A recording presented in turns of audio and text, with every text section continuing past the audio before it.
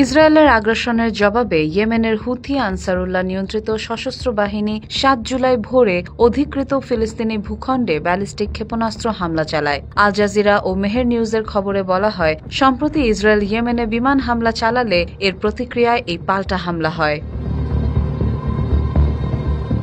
Houthi আনসারুল্লাহর এক মুখপাত্র জানান, তারা স্থানীয়ভাবে তৈরি ক্ষেপণাস্ত্র ও বিমান প্রতিরক্ষা দিয়ে ইসরায়েলি আগ্রাসনের জবাব দিয়েছে। তিনি বলেন, তেল আবিবের বর্বরতার জবাব দিয়েছে ইয়েমেন। গাজার মানুষ একা নয়।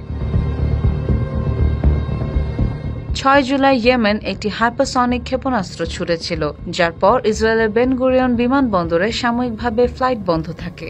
ইসরায়েল পরে ইয়েমেনের ৩টি বন্দর ও একটি বিদ্যুৎ কেন্দ্রে হামলা চালায়। হোদেইদা শহরে বিদ্যুৎ কেন্দ্রে হামলার পর পুরো শহর অন্ধকারে ডুবে যায়।